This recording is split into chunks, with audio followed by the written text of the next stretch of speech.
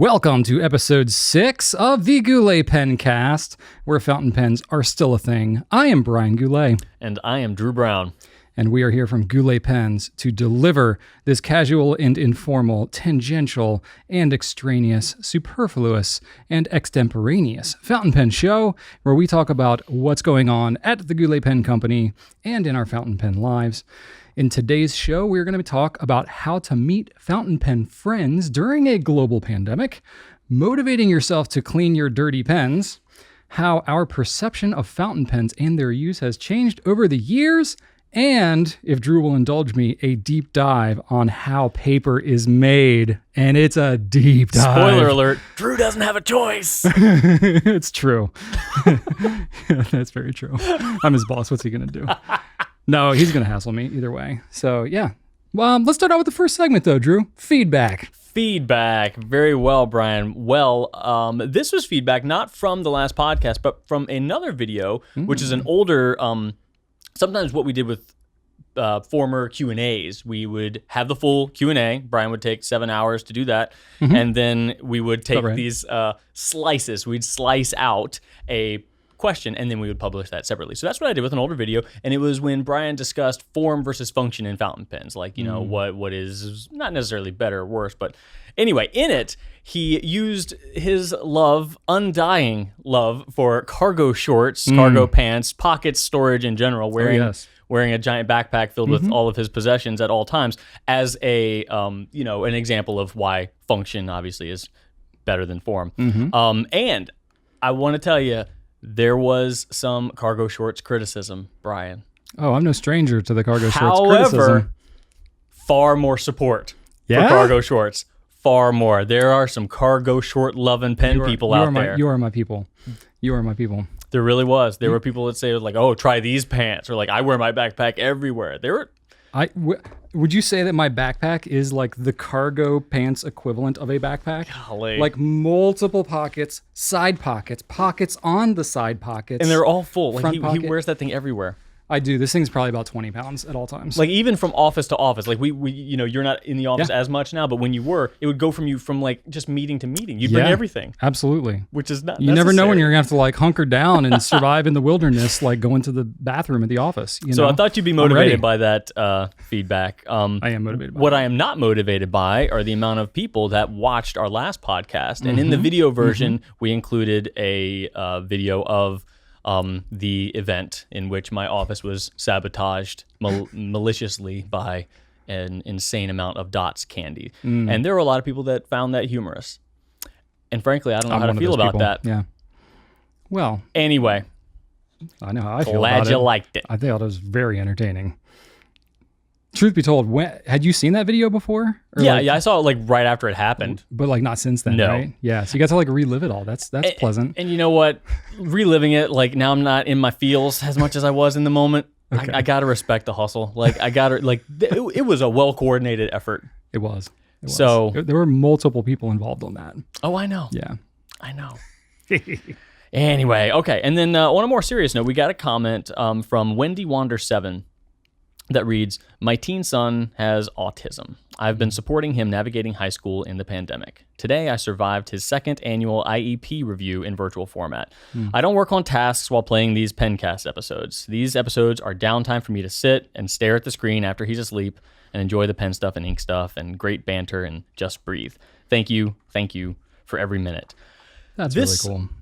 Yeah, this one hit me. I'm not, like, hey, look how great we are. But honestly, Wendy and anybody who is able to find some degree of respite in this thing that we produce, or frankly, any content we produce. Yeah. Like, I wanted to take this opportunity, on behalf of us both and everybody here at the company to say, like, we are honored and humbled to be even a little bit of that for you. Like, that is a tremendous and distinguished honor that we have, and we don't take that for granted, and we never will. Yeah, and Rachel and I, we've been virtual schooling both our kids this past year. We are coming up now on like the last week and a half of it, which can't come soon enough, but it's been quite an event. And our kids do not have autism, and so we've had challenges even with that. So it's even more complicated, obviously, if you have kids with any kind of special needs. And I just think that's really cool, the fact that as things are starting to maybe open up a little bit, get a little easier, we are able to get back into more of our groove of doing what we love.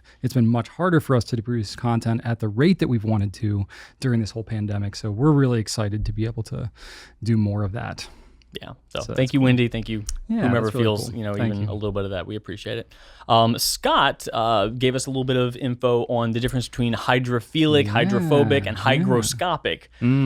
Essentially, because we talked about ebonite and how it interacts with liquid. And he clarified for us, hydrophilic attracts water. Hydrophobic repels water, which makes sense. And then hygroscopic absorbs moisture from the air. So ebonite is like a little bit of both hygroscopic and hydrophilic.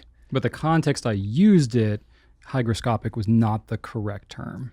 It wasn't because I was talking about how the water or how the ink flows. It wasn't like through, super far off, but it's not like absorbing ink from the atmosphere, obviously. No, but like it is absorbing some ink. Yeah. So it's a little bit of both. But it was just I thought that clarification was fun. So thanks, Scott. That's good. I'm not like super great at remembering scientific terms. Oh, so no. It's possible I could say something completely wrong. wrong. We could have one of these every week based on what we know about And science. we probably will. And today we will for sure. Yeah, speaking of which, we did also discuss a little bit about nibs and white gold and yellow gold and plating and stuff like that last episode. We got a few comments of folks that were way more knowledgeable about jewelry and how that works metallurgy than we are. Yeah, absolutely. Yeah. And it was clarified to us as well that we had mentioned very quickly, offhandedly, that there's really no such thing as white gold. It's usually just regular yellow gold that's plated. That's not entirely true. While that can be done, that's like the super jankety way of doing it. Just plating yellow gold. What's usually done is white gold is actually a thing created by an alloy of yellow gold and then some sort of white metal like nickel or zinc, stuff like that. And then it's plated so that when the plating inevitably wears away, it's not like a stark yellow behind it. It's more of like a very, very light yellow. Yeah, it's a similar concept. So like with fountain pen nibs, it's not like that. It's not if there is a rhodium nib, but it's gold. It's yellow gold plated, and then it's just the plating straight up over top of it. And we have seen it flake off, and we've seen bright yellow material beneath it. Or like we both have messed around with a little bit of nib grinding, and if you kind of screw it up and do it wrong, you can like dig into the part and you're like, oh, shoot, there's the yellow underneath. Yep. Okay. Now where I was going with that last week, this is all correct, and I completely am with you on that. Where I was going in my head, and I'm not sure I actually said it, was like gold, the element. Like there is no like white gold element. So like it is on the periodic table of elements. That gold is only yellow. So you have to create an alloy for it to not be yellow gold. Right. So technically the gold part of white gold is yellow. Yes. You're just mixing other things. Yes, in gold it, is yellow. and then you're plating it. But that is a little different than fountain pens. It's at least that I'm aware of. There is no like white gold fountain pen nib, and probably because that because you're mixing alloys, that's probably going to affect like the actual working properties of the nib. To what degree, I have no idea. That is interesting. But I've never seen maybe there's something to that. Maybe it's plated. We wouldn't know. I don't know. Or maybe you could have like a really pale yellow, like an unplated white gold nib. Maybe there's something to that. Get on that, powers that be. I don't know who would even do that. All right. Well, there you have it. That is the feedback. There you go. And we can move on over. Appreciate that feedback. Reflecting, I was talking with Drew, we were reflecting back on last week, and it was like, I think multiple times we said, I think we're getting beyond what we're talking about here, but we kept going, and then we kept bringing up topics. Oh, we definitely did. Of things that we didn't know exactly what we were saying. No. And that's just the thing. That we count on you for doing. That. Yeah, that's right. We try to research, but then like sometimes we can self-identify and be like, oh boy, I'm going to get called out on this. And that's fine. And sometimes we don't know because we're that ignorant. Anyway, next segment, let's talk about some new stuff.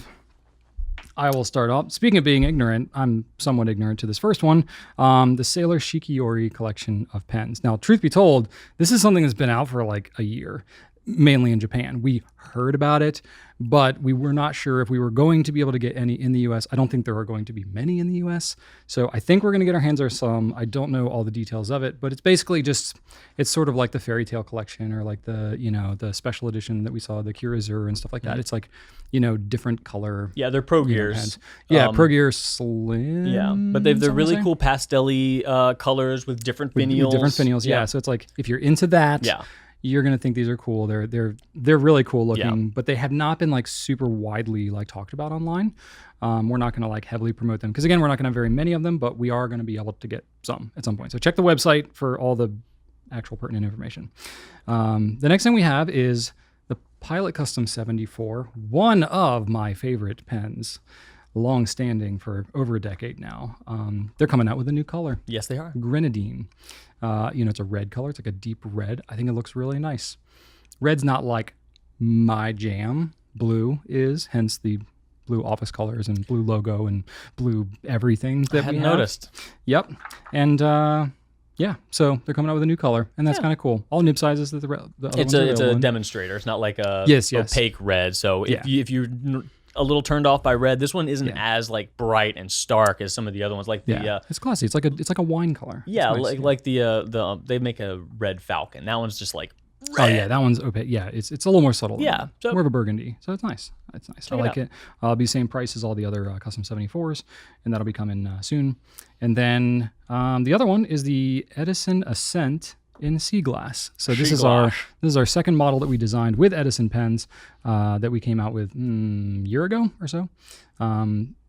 Honestly, the reason we had to choose another color is because the Miami Nights color, they just had too many quality issues. They were just wasting a lot of material. The way that the material layered, yeah.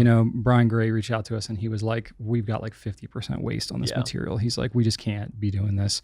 So that kind of stinks. We can't use that material anymore, which is stinks because it so matches your sweet Penscape case. But what are you going to do? So we brought back kind of an old favorite. This was a color that we used in the premiere, in one of our seasonal premieres. It was really nice. We thought it rounded out the palette a little bit, so we did it in the Ascent. And so now this will be regularly available for the time being. It's quite nice. Yeah, it looks really good. I like that one a lot.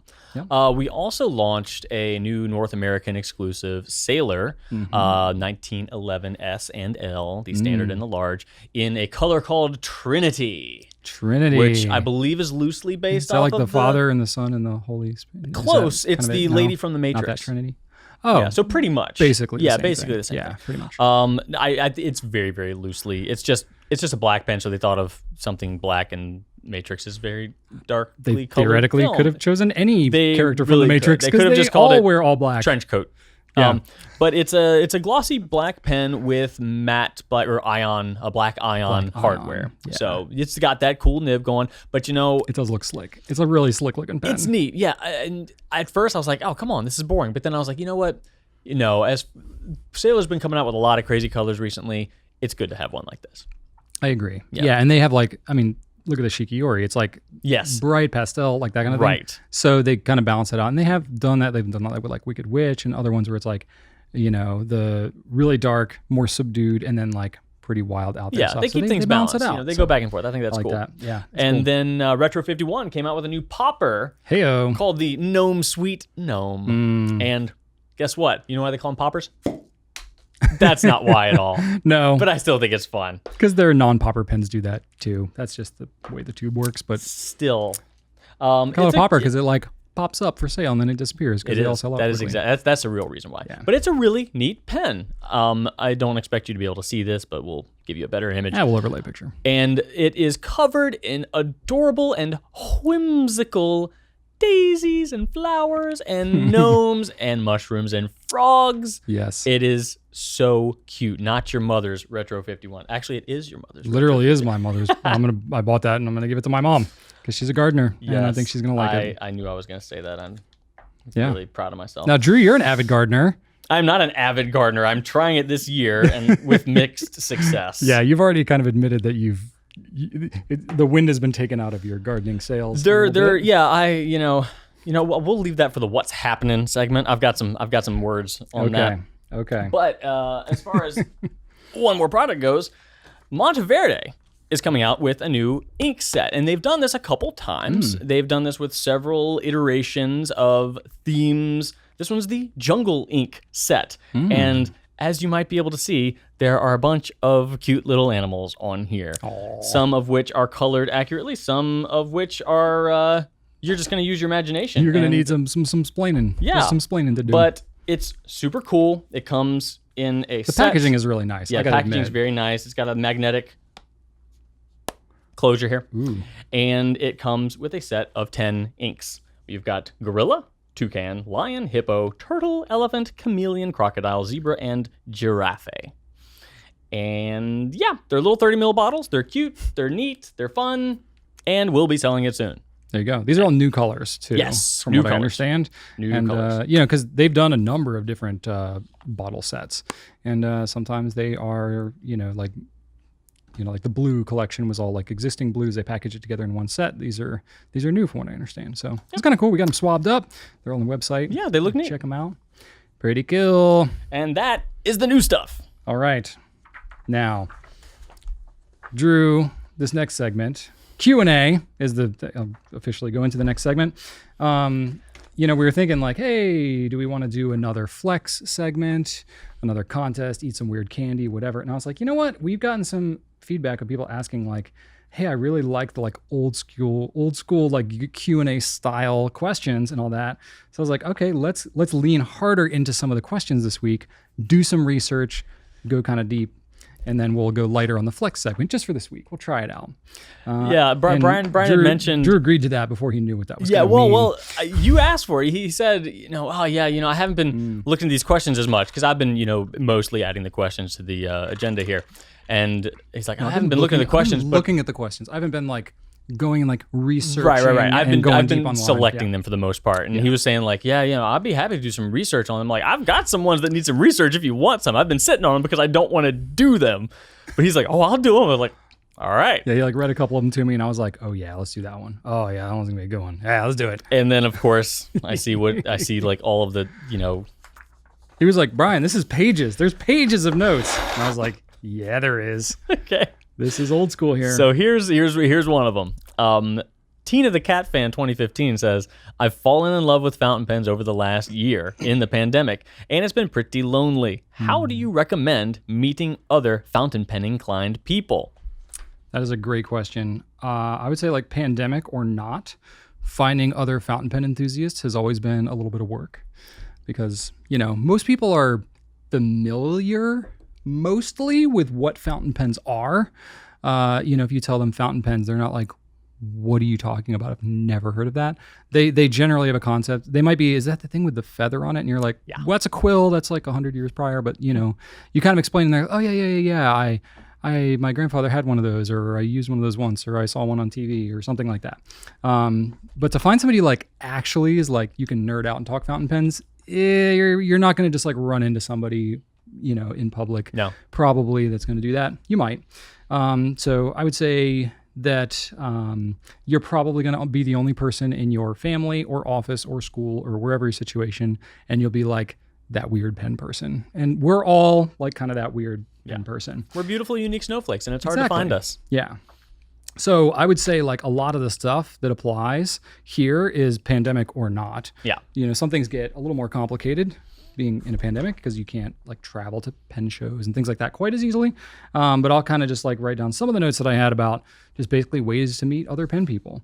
I would say one thing is just like use your pens, use your pens around other people in your office when you're going out, just like using them. I think most people who are really into fountain pens, if they see another person using a fountain pen, especially like out in public, you're like drawn to them. Oh, yeah, you jump on them. Like the barriers of like, I can't just walk up and talk to this stranger are immediately like lowered when you see that somebody's got a fountain pen. You're like, hey, is that a fountain pen? And you're like, yeah. And like, is that a Lamy Safari or whatever? And they're immediately going to be like, yeah, because they're going to be so shocked that you even know what that is. You're like, instant connection, instant friends. Yeah, and that's the way a lot of pen shows are. Like like the fountain pen community is made up of a ton of introverts, but when someone else is into this thing, it takes a barrier down. Absolutely. And it's a lot easier, even for introverts. Yeah, definitely. And so like if you are using it, or if you see somebody that's using it somewhere, you pretty much have an in, fly your flag. With opening up that conversation. Look what I'm using. And if you happen to have a pen on you, be like, hey, this is my pen. And you can have a conversation pretty quick. So that's one way. Obviously online communities, especially in pandemic life where online is where a lot of people are getting their social interaction. That's by far the simplest and easiest way to find people that are specifically interested in fountain pens.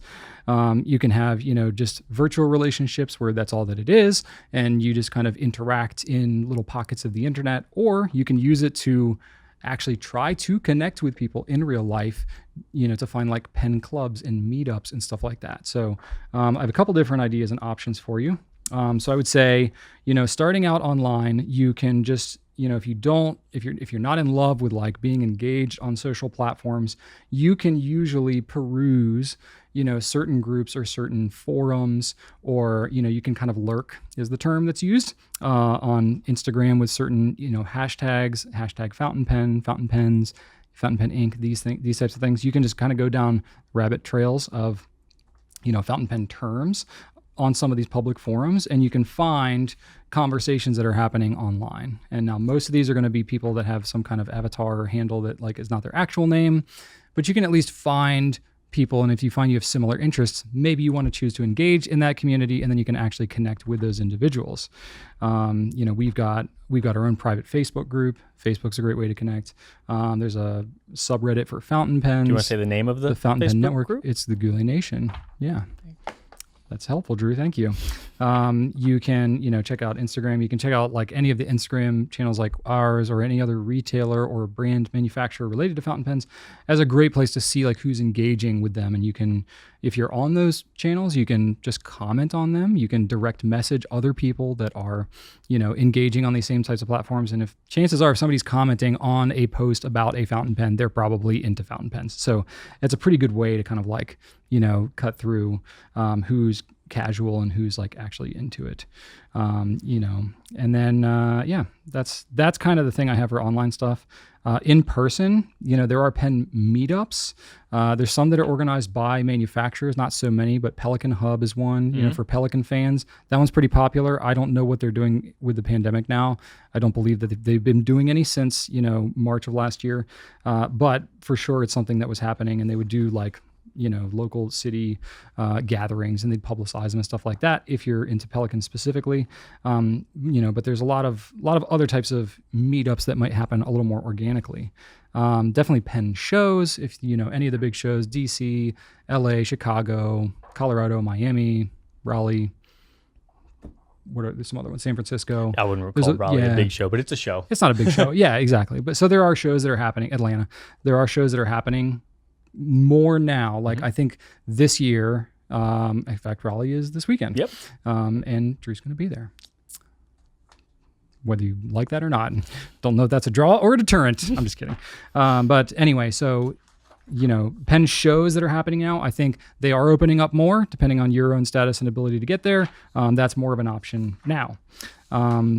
Sometimes brick and mortar retailers will have like in-store pen events. Yeah. Those are a little more like sales driven, not so much like community gathering per se. They usually have like a distributor or a brand kind of hosting the event, usually, or in attendance at least. But it's like an opportunity for more people to gather at the same time. So your chances are you can bump into more people that are into pens, or obviously you can patronize those stores. That's why they do these events, or you might be able to talk to the people that work at these stores and see if they do any local meetups. Because obviously if you have a brick and mortar store, you have the opportunity to host local meetups and stuff like that. So you can check with any local retailers if you have them in your community. And then sometimes there's local community pen groups, like in your city. You may have to like search online and see, or just type in, if you live in, I don't know, whatever, Atlanta, you can type in Atlanta Pen Club or something, Atlanta Fountain Pens Meetup, or, use some of those terms and search Google, and it might give you some answers there. You can kind of ask around online and see if there's anything in your city, or you can start one, because pretty much all of these are organic, and you can go to whatever, Fountain Pen Network, and say, hey, I live in Atlanta. I want to talk pens. Can we meet at whatever, the Atlanta Brewery? I don't know anything about Atlanta. I don't know why I'm going with Atlanta. Pretty sure they have breweries. Yeah, the Atlanta Hipster Brewery. That's it. We're going to meet there at 9:00 on Tuesday, and we're going to bring our fountain pens and spread the word. And 2 people show up, and the next month 4 people show up, and then before you know that, you got a club. Yeah, I mean, to that end, you're not alone. There are a lot of people that are in this hobby that don't get to talk to anybody about it. Yeah. Working in customer care for a fountain pen retailer for 10 years, you kind of you get some of those people on the phone every now and then. Like, all right. We're all alone in this together. Yeah. That's what we found.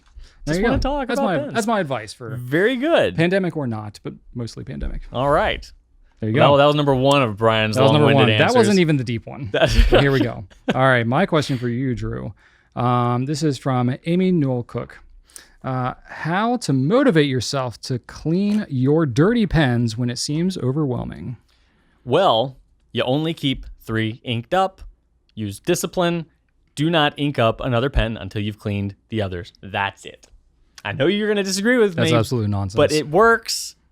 That doesn't seem like a practical solution to me personally. I've been doing it for years. It absolutely works. I've got an ink that I want to use, but I'm not going to use it because I need to run out of this. And then when I ink it up, I will. And that makes it so that however lazy I am, I only ever have to clean 3 pens max. Because if I have like 20 pens inked up and they're all dirty, but you're gonna have to clean them so much more often. I don't. That depends on how. But that's fine because then you get to use more ink. More varieties of inks more regularly. I mean, I have a lot of pens, and I will just ink it up with whatever I want. I can put whatever ink I want anytime, and then they stack up, and I have like 60 pens to clean at a time. And it's. Do you want that? Is that what you want? I mean, well. I like that we have different approaches towards this, Drew, because I mean, genuinely, this is not made up. Like, this is what Drew does, and he sticks to this. And it's funny because you would maybe think of the two of us, I would be the more disciplined one about this. But I generally lack discipline in all other areas. Yeah, I am far on the other end of the spectrum. I guess I have selective discipline, and this is just one of those areas where I do not take that approach. So for me, I ink up whatever I want whenever I want, and then when I get a huge pile of pens that need to be cleaned, it's then like a project. Yeah. You know what I mean? But that's kind of how I am. Like, I'm not big into like a little bit of like regular ongoing maintenance. I like projects and overhauls and stuff like that. I like to do big dramatic efforts and see big results. That's just like a personality thing for me. So that's probably how that manifests in my I run away habits. from those. Yeah, so again, I'll just burn it all down. So you got Drew's option, which is the better, probably more practical one. But for the impractical one like mine, which many of you probably find yourself in that situation, I will say, the feeling of being overwhelmed, that's a feeling that that's going to be personal. You can try his approach, you can try my approach and see what feels better.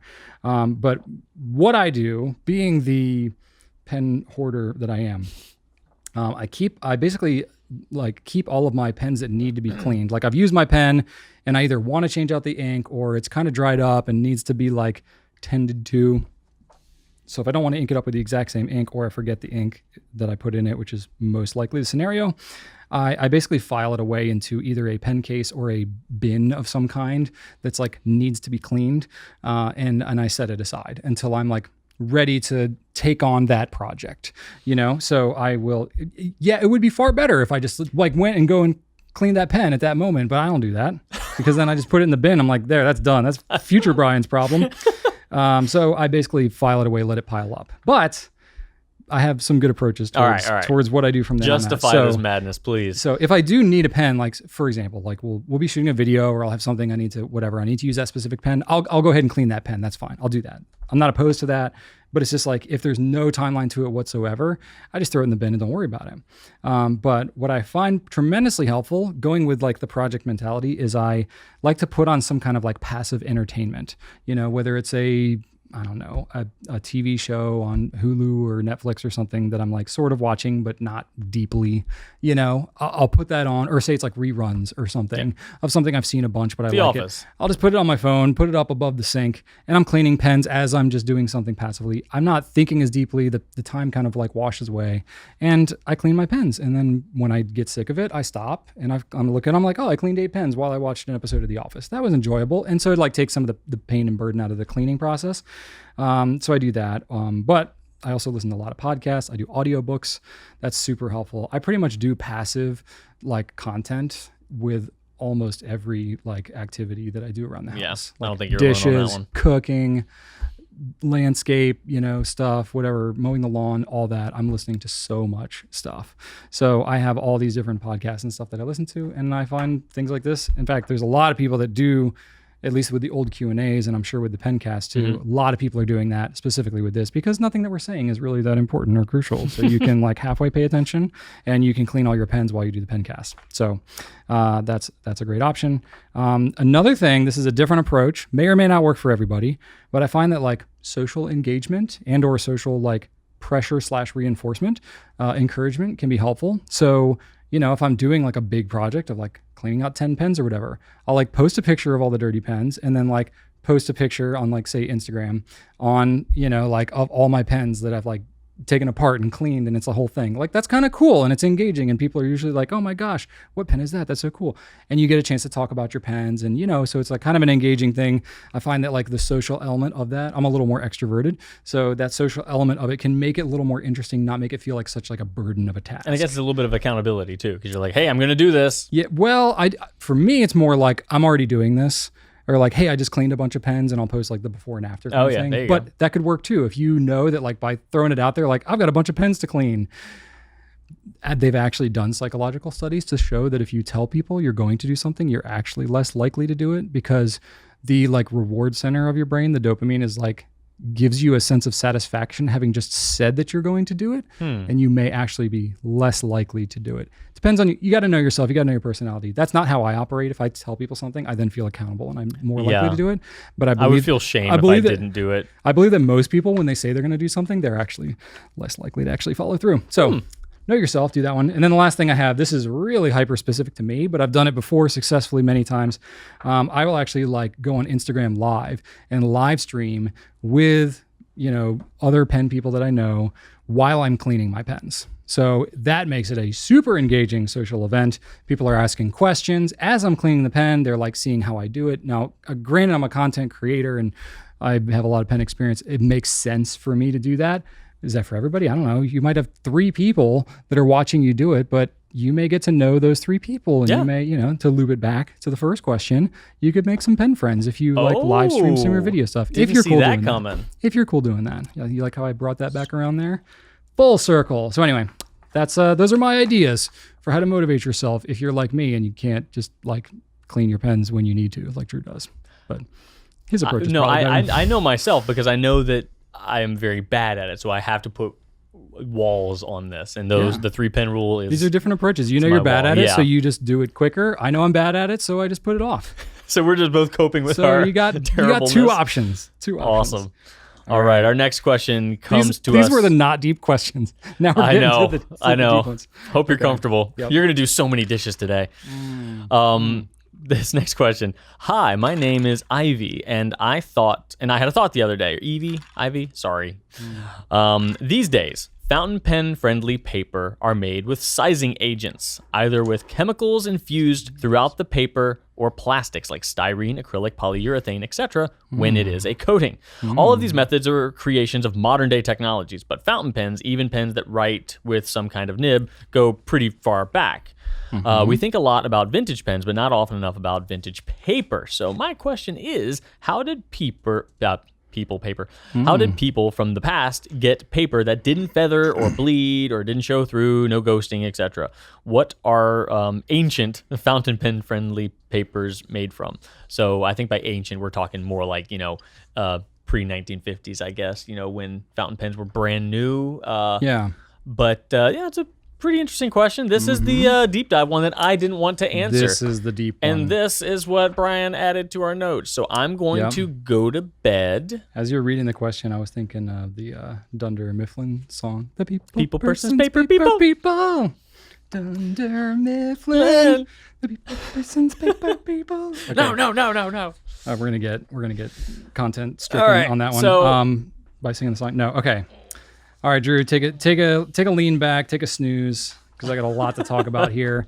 And actually, as you were reading the question again, I was like, oh, I didn't even go into that part of it. No! But I'm not going to. Okay. So, full disclaimer, this is going to be a long question. If you're totally bored by this entire topic, just skip to the next question. We have timestamps for that reason. Okay. I will definitely add timestamps. I also may and probably will go beyond what I actually know and what I'm talking about, and I may or may not realize it. So not only take a grain of salt, but lump a heap of salt over this whole topic. I'm going to share with you what I think I know, and then you can either validate it or passively accept it and then move on with your life because it doesn't really matter, or you can dive in deeper and correct me. And I'm cool with any of those options. Your preamble is longer than some questions we've answered now. Well, this is what you're gonna get. This is old school Brian Q&A right here. Oh, when I didn't even have Drew and I was just drooing on and on. Okay, so the short answer to this question, this is the TLDR or the TLDL. Too long didn't listen. Just answer the question. Is that there really is no ancient fountain pen friendly paper. Really, like paper that you would write on with a fountain pen in general is really not ancient. It's like 120, 130 years old. Maybe you consider that ancient, but when you take it in the perspective of like how long humans have written things down, that's my little water bottle. Oh my God. You're wondering, it's ice. I thought it was a bug or something. No, it's ice water in here. It's a little bubble that's like popping up. Anyway, I don't know if you can hear that on the mic, but clearly got Drew's attention. I didn't know what that was. So yeah, there is no ancient fountain pen friendly paper. So I got to nuance that a little bit. Paper as we know it, you're talking basically like wood pulp paper, fairly new, especially in mass quantities available to like the general population. It's pretty new in the grand scope of human history. Writing as a whole has been an evolution. So I won't get super deep into it, but basically it's been a few thousand years of writing things down. Started out with things like cuneiform, which was like carved into like clay tablets. Of course, you had like the cave drawings with painting on rock, these types of things. You could get into any of these with, what you define as a writing surface. But paper really is kind of wood pulp paper. So if you're talking about paper in its modern form, it really started in China around 105 AD, so about 2,000 years or so. Didn't spread outside of China until about the 8th century. And so there were other writing surfaces that were similar to that, like you had parchment, you had papyrus, that's like reed based, came out of like Egypt and stuff. You had vellum, things that were made of like animal skin, but none of them were like ground up wood or cotton pulp, like the cellulosic fiber pulp paper that is the stuff that we're using and the stuff that mainly fountain pens are made for. That was really not popular until much more recently. So the wood pulp paper and the automated machines used to produce it in mass quantities basically arrived around the time that fountain pens also came to be, around the mid 1800s. So there really wasn't a period where you had massive quantities of pulp-based paper, but no fountain pens or anything to write it on. So I would say like the evolution of the writing surfaces evolved like in tandem with the writing implements and the ink and things that were used. So we've talked before about like the trifecta of pen, ink, and paper. Right. Kind of the evolution of writing things down. There was a trifecta of pen, ink, and paper, or whatever form that was, that all kind of evolved together. So there was always that relationship there. So this is where we could cut some stuff out if you want to, Drew. I'm going to give you an out. I'm going to let you. I can go flex deep those onto Q&A muscles, my friend. You go for it. Like how wood pulp paper is made, because I've been getting asked this for a long time. I knew some of the basics, but I went even deeper for myself than I have before. And this is where it can get to deep nerd territory if you want to. So I'm giving you an out. I'm letting you seal the fate of the people that are listening right now. All right. Well, do you want to go there or not? Let's stick to what IVEV wanted to know about.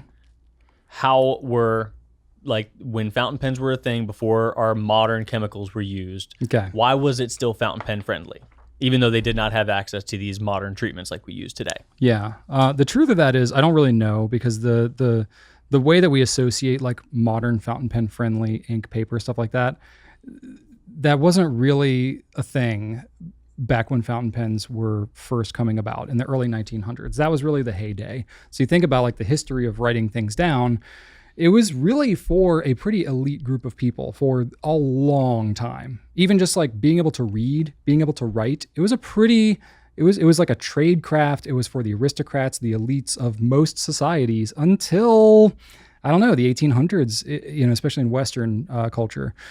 It was not something that like came about until kind of the Industrial Revolution. So the idea of like education, being able to read, for every individual to have a writing implement and carrying it around with them, that was revolutionary around that time. And that's when fountain pens came about. Before that, you had dip pens, dip ink. If you wanted to write something down, especially in a portable fashion, you had to have this like big box filled with all your implements, and most of your paper was probably like animal skin based. It was extremely laborious and expensive to produce. So nobody was like journaling out their thoughts of the day. Like you would correspond with a long lost family member, or you would write down important like business or government documents, religious documents and things like that.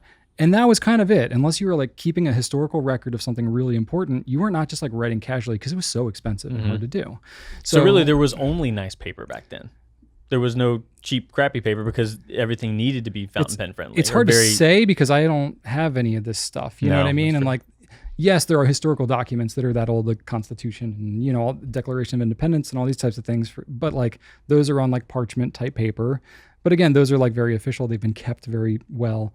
I don't know what those were like to write on back then and that kind of thing. I don't think that most people like really thought about the writing experience back then. I think it was very utilitarian. It was pretty much like you had a task to do. Could the paper like hold up? Could it withstand? People weren't thinking like, oh, this feels kind of scratchy. Oh, there's ghosting on the back of this page.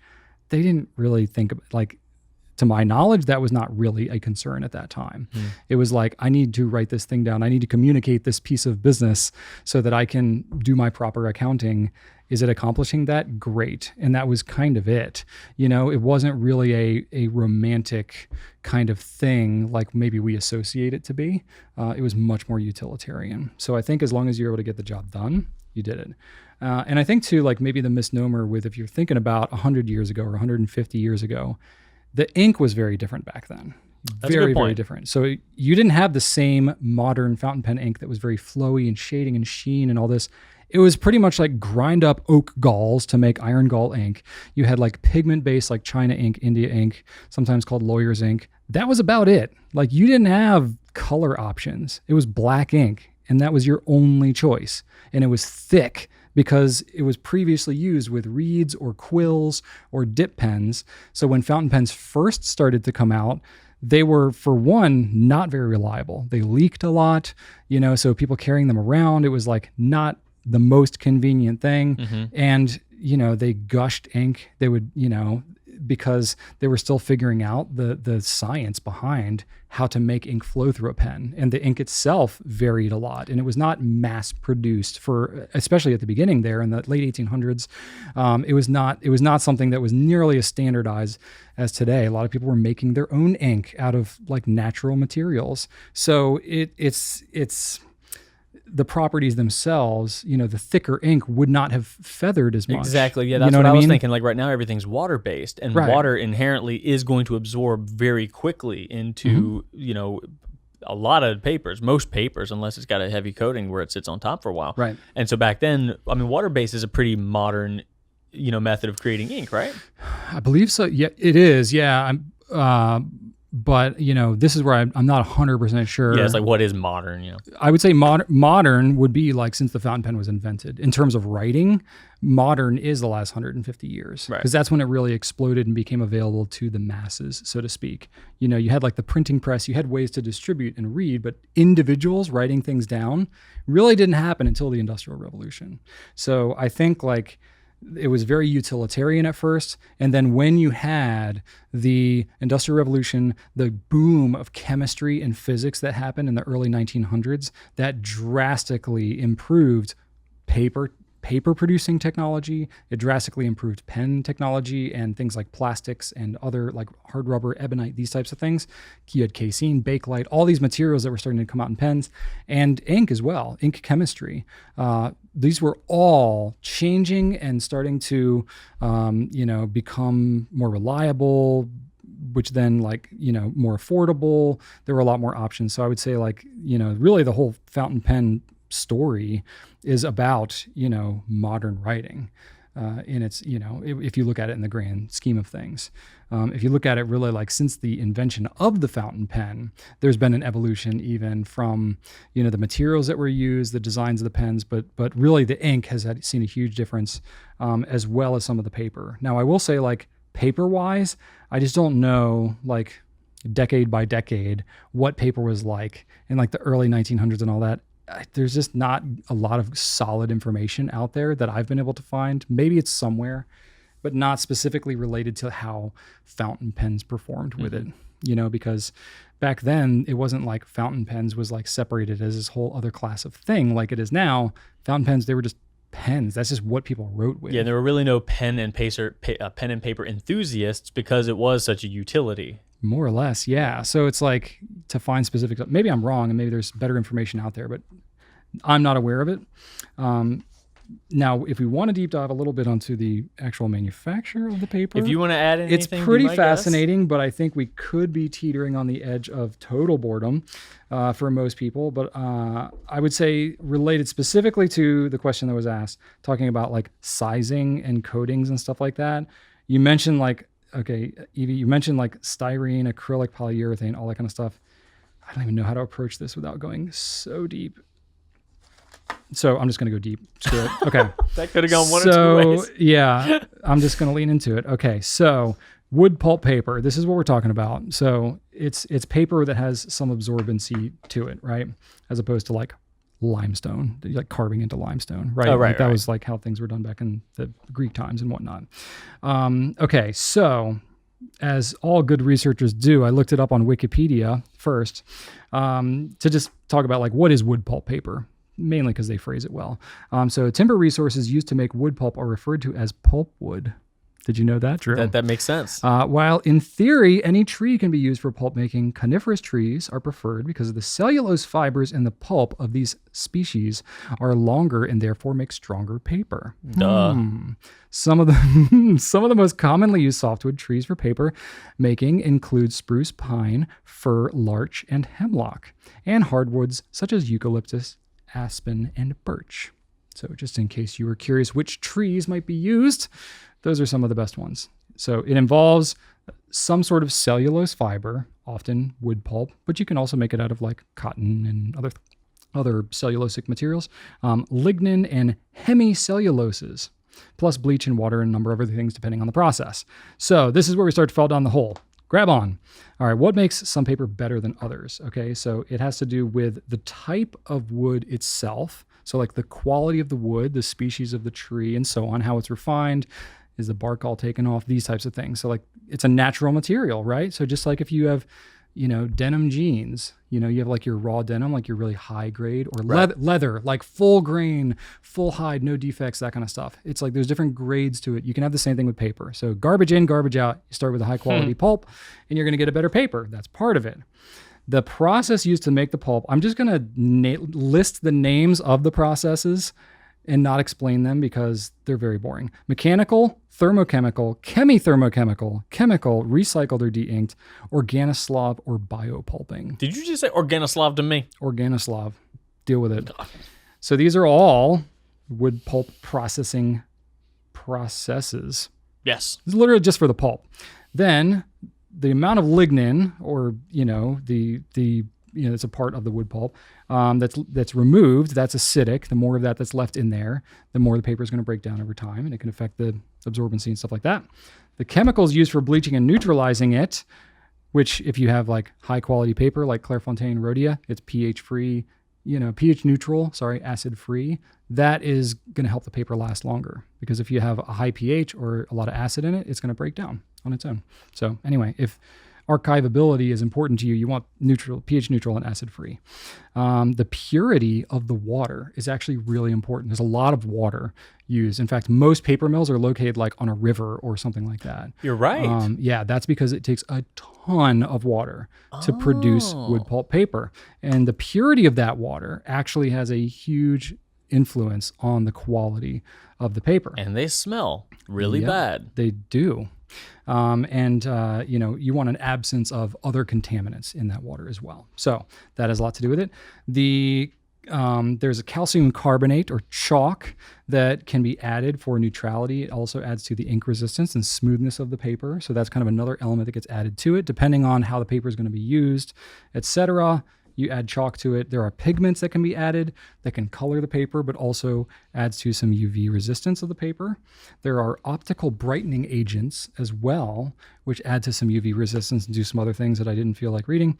And there's a site called jacksonart.com that talks about, and this is where I pulled some of this from, to give them full credit, and we'll have a link to it in the show notes. But that really breaks down like some of the aspects of how nice paper is made as well. So their site says the amount of size used in paper making will alter the absorbency of the paper. Unless the paper is water leaf and completely absorbent, like blotter paper, you've seen blotting paper, or like if you have a Tomoe River and like the first page on the pad, like the pads, there's like a one page of it that's blotter paper. Anyway, okay. So blotter paper is very absorbent because there's no sizing.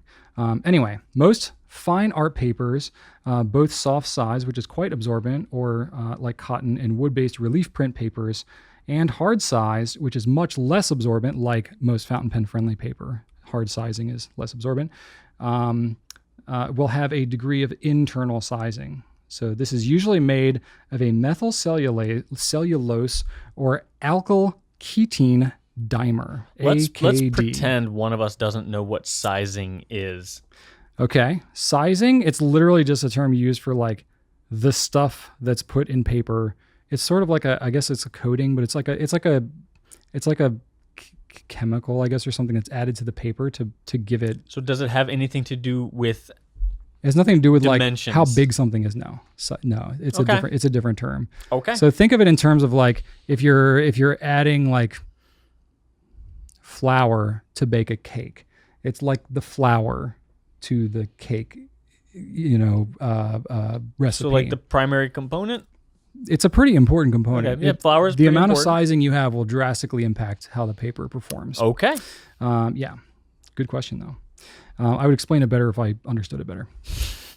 External sizing. So that's when you like mix it in. External sizing is when the formed paper sheets are soaked in a tub of gelatine made from animal bones and hides, modified vegetable starch, potato, rice, or wheat, or acrylic coke polymer to form a water repellent film on the surface of the paper. So you can add these like water resistant properties inside when you make the stuff to give it some like ink repellent kind of properties, and you can also basically like coat it with the stuff to give like an even more water resistance thing, depending on what it's going to be used for. Like watercolor paper, for example, you want like complete ink resistance because you want that stuff to sit on the surface. So you would do like internal and external sizing. Fountain pen paper, you can have a mixture of any of these things. And what's wonderful about the fountain pen world is no manufacturer says any of this stuff. And like nobody classifies any of it. Maybe they say pH neutral and acid free. Maybe they call it water color. And maybe they say fountain pen friendly or ink resistant. That's about all you're going to get. Yeah. Along with like a paper weight. So that's pretty much what's going on when it comes to the manufacture of paper. It's super complex and it's really variable and it's extremely expensive, resource consuming, time consuming to produce any type of paper.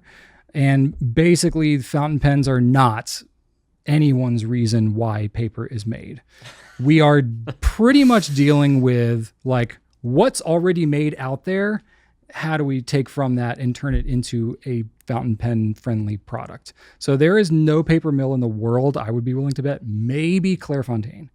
There's nobody in the world that's thinking like, let's make this good for fountain pens. Yeah. Because it's such a small portion worldwide of total paper usage that it's like not even like a blip on their radar. So going recently with the Tomoe River changes that we're dealing with, that everybody's talking about, it's like a total afterthought for the company that makes that paper. It's such a small portion. It's like the scraps of the scraps of the scraps to them because it has to be produced in such large quantities that, it's just not something that's primarily being designed with fountain pen inks and stuff like that in mind. So we're left kind of like having to make assumptions, having to get not that great information, partial information. We can talk about the principles of how paper is made and all these things, but I could not tell you any of the papers that we carry, what the sizing is, what it's made of, just about anything. And even like being in the business, trying to ask questions about this, I'm not talking to like the paper engineers at the mills. Like we're so many steps removed from the raw manufacture of this paper that even we can't really get good answers for you. So we're kind of all just left to like, well, we don't really know what it is, so let's just test it out and see what we all agree is the better paper. And then when it changes, we're all just left scrambling, wondering why and what to do about it, like we are with Tomoe right now. Yeah. And that's the best we can do. That's all I got for you. There's your deep dive. All right. Was that too painful? No. Did we find our limit? Did we find the limit of where we should go on a question? Well, I was done right before you said, now comes the deep dive. I thought that, So, let us know your thoughts on that, whether or not Brian was accurate on any of that or whether or not he was just talking about a bunch of pulp fiction. Well done, sir. Well done, sir.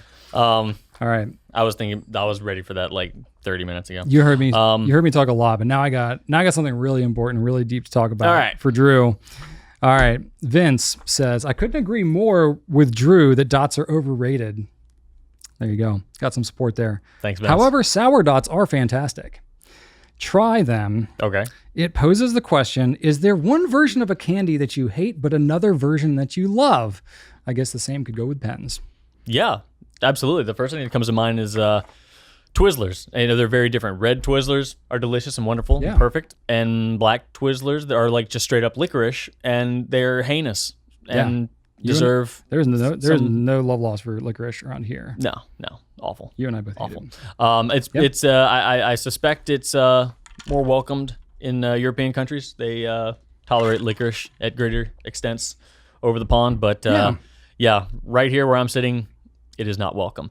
As far as pens go, the Sailor, I absolutely love the Pro Gear Slim, whatever, flat top all day long. 1911, don't care. Not even gonna look at you. Gonna move on. Don't even notice you. You are we're ships passing in the night, and it's so weird. Don't even acknowledge it. But I'm all about some Pro Gear. PGS. Yeah. It's not that different of a pen. Well, that's what the question is, though, right? I know. I'm befuddled. Is it the medallion at the top? Is that what does it, or is it it's the profile. I like flat tops better. Yeah. All right. Fair enough. What about you?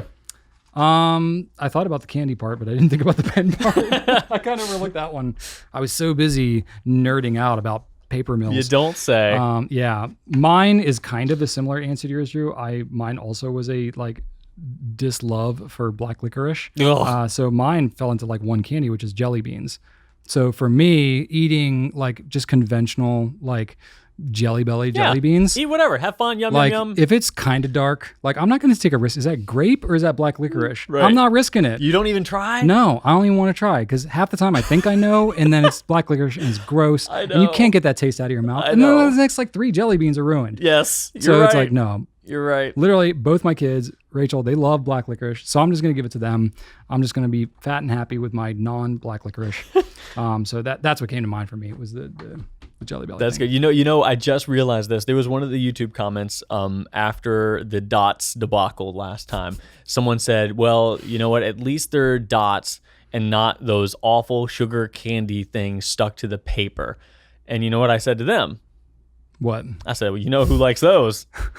Wait, which one's paper? Oh, you talking the dot matrix paper printed stuff? No, yeah, the it's stuff that's on the paper and you peel it off and the paper still. I think it's literally just called candy dots or something like that. And you love them. I don't say I love you. them. When did you get so? You got some when we I got some recently. Yeah. Yeah. So okay, Drew and I. Drew and I go way back. You buy them. I have bought them. I think the last time I bought it, I was at Cracker Barrel, which is the place you go to buy the weird candy. That's the only place dots should be, next to those awful paper things. That was your argument. Right between the paper little funky things and the wax bottles of juice. No, I remember. This is going to be a weird, obscure memory, but whatever. Everybody's already skipped so far ahead to get past the paper question. So Drew and I went to elementary school together. I remember we went on a field trip to Monticello in 3rd grade. Gotta be in Monticello. And I remember very little of that trip other than the gift shop, which is you're in third grade. Where you buy the what giant you're really coin? Excited. I bought the giant nickel coin that has Thomas Jefferson on it and those paper candy dots. And that was like the best for me. I still have that coin, by the way. Nice. And the dots are long gone, but I guess that was the first time I had it or whatever. I only had like limited funds. So you're looking around the gift shop as a kid and you're like, what can I buy? I want some candy and I want a souvenir. So those are the things I bought. So now I like forever associate those stupid paper dot candies with like going to Monticello in third grade. That's funny. Go figure. Yeah, it just popped into my head because someone mentioned it. I'm like, you know what? Brian can get down on some of those paper dot things. I will say they don't taste as good as an adult. They're not that great. It tastes like paper. And paper always gets stuck to them. You can't avoid that. Yeah. Okay, so Tom on Instagram asks us, how long have you guys known each other, and how come you have such great chemistry? Oh, that was a good segue talking about Monticello. Yeah, we've known each other for quite a while. Second grade? First? What's funny is like I always thought that we knew each other since third grade, but then you like pulled up a picture of our second grade class and we were in the same class. Yeah, we were there. And I was like, oh, I guess we've known each other since second grade. The real winner is the fifth or fourth grade one where I'm in the denim shirt with the bolo tie and you're in that badass like silver and pink you're in like a windbreaker. Canadian tuxedo. I think you're all denim. That was awful. Yeah. But you looked awesome with that like pink, light blue and silver windbreaker. It was like a patchwork neon and silver jacket. That was solid. Like knockoff starter jacket. That was weird. And then everybody was unhappy. Like nobody was smiling. Those kids. I think you had some kind of a bowl cut and I for sure, you can't see it in the picture, but for sure I had a rat tail. That was probably 8 inches long in that picture. Oh god! I don't know why. No one had a rat tail. It was not a cool hair. There was one other kid. You and some kid named Jimmy. I don't remember what his last name was, but yeah, we've known each other for a while. I don't know why I wanted a rat tail as a kid. I had it from like kindergarten to fifth grade. Like I was going into sixth grade, and my mom was literally like, I think it was 13 inches when I cut it off. Good God! I don't know. I to this day I don't know why I wanted a rat tail so much.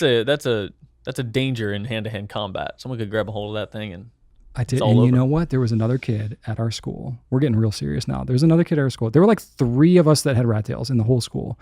There was one other kid who would always pull my rat tail. He'd be like having lunch or whatever. He'd be in the lunch line. He'd come over and pull my rat tail. And I'm like, dude, of all the people who should know, how uncool that is, why are you, another rat-tillian child, why are you pulling my rat tail? For those who don't know, a rat tail, it's sort of like a mullet, except it's literally just like one skinny little like piece of hair that like comes out of their back. I don't know why I wanted this. And my parents let me do it because my parents were cool, but they also like, my mom, when I was going into sixth grade, which is funny because Joseph is that age now, my mom was like, Brian, you've got to she's like, you either have to, I think she did this because she knew that I would get rid of it. She was like, you either have to braid it or you have to cut it off. And I was like, I'm not braiding it. That's not cool. No, that's not like the natural look that I'm going for, whatever. Oh, natural. So I cut it off. Oh my God. Yeah. I feel like the fellow reptilians should be like, like Jeep owners. Like, hey, what's up? You got a Jeep? I got a Jeep too. But no, that's blatant disrespect. That's a betrayal. I guess it was like the youth of my like trying to like, I don't know, not be a trendsetter because I'm definitely not, but like, I don't know, trying to find like a tribe, a community, and it just, I don't know, if cargo shorts ever come back, you're going to be, they might build a statue of you. I liked cargo shorts even at that age. I had some like camo, like faux military, like BDU type pants that had cargo pockets on them. I never wanted to take them off. I remember many times my mother was like, I need you to take those pants off so I can wash them. And then she would wash them. I'd put them right back on. And now I have kids and it's like I do that stuff. I'm like, what is wrong? And I'm like, oh my gosh, I did the same thing as a kid. Oh, okay. I get it. Oh my God. That's cool. Well, anyway, we've known each other for a long time. I knew Rat Tail Brian. I knew Black Hoodie Brian from middle school. I knew Swishy Pants Brian, who in high school had his stuff way more together than I did. We hung out less in high school because I didn't get mature until like, you had a look about you in high school. Tomorrow, maybe. I was doing this whole like wrestling t-shirt. Like I'd do like an NWO black t-shirt with a Hawaiian shirt unbuttoned over top of it. I was very cool, pretty much. You had long hair king. too. You had like shoulder length hair. I looked great. Yeah, very. It was just well respected by everybody. Oh, yeah. No. So Brian was like, organizing clubs and stuff, and I was just like, hey, pay attention to me. I'm super annoying. So he was still super nice. And you had a camera. Still, you were like yeah, that I always kid, had a camcorder. Like I was like walking that. around with a camcorder I was that at school. nerd. Yeah, back totally. when teachers were like, is this okay? Should I allow this? I don't know. Yeah, truth be told, I don't know if I've ever told you this, Drew, but I actually thought that was kind of cool. That Well, you thank would you. like carry a camera around, because I was like, I knew that you liked video and like you had that, and I appreciated like that creative kind of thing, and I was like, that's cool that you're like walking around with a camera doing your video thing. Like I respected that. And now at I that have time. a box of like 50 random tapes of high school nonsense that I will never do anything with. So Yep. yay for that. But then we reconnected a while later. You were turning wood pens. You made me some pens for my groomsmen's gifts when I got married in 2008. Yeah, I mean, this was what, like almost a decade out of school. Yeah, Like, yeah. This is a while later. Yeah, there's a big gap. We really hadn't there. kept in touch. Yeah, no.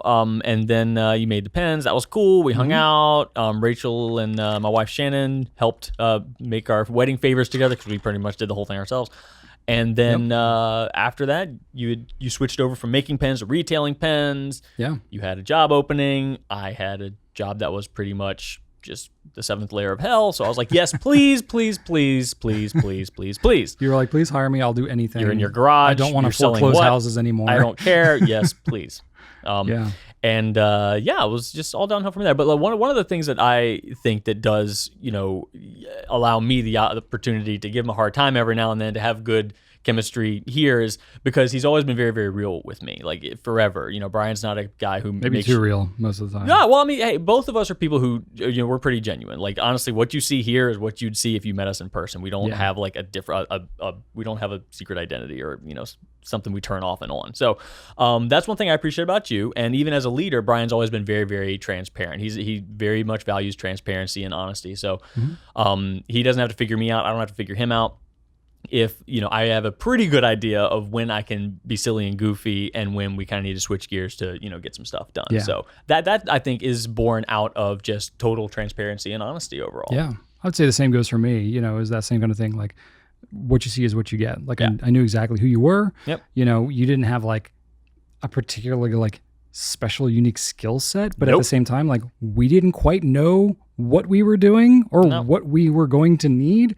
So like the fact that you were like enthusiastic and gung-ho and like able to figure things out and learn on the fly, that was like the best. And like our chemistry was good. Yeah. Like there's a certain element of like we just kind of get along. And when you're literally like working in our house with our 1-year-old crawling around. Well, like, back then, you just that needed somebody matters. you could trust. Like it was very, very new, and I started doing things that up until that point only you had done. Right. Like label packages. Brian was the only person doing that at the time. Yeah. And him turning that over to somebody was a big freaking deal. Yeah. And he's like, all right, I haven't, I made this guy some pens, but like really haven't talked to this guy in high school. And back in high school it was pretty weird, but he's not a bad dude. He's a trustworthy guy. So I'm like, hey, that's fine. If that's what I got going for me, then that works.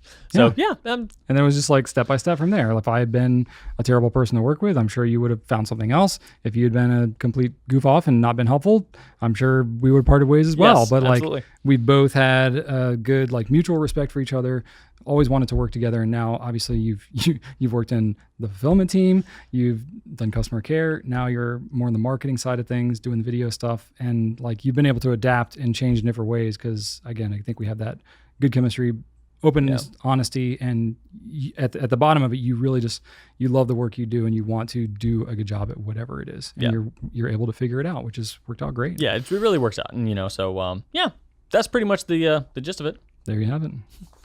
All right. Do we got more? Yeah, we do. Oh my gosh. Unless you want to skip some of these. No. We can do a lightning round too if you want. We could go a little lightning. I definitely have like prepared less for these other questions. Great. Again, the paper mill one really took a lot out of me. Okay. Took a lot out of me. All right, here we go. Oh, a nice light question from Calligraphy.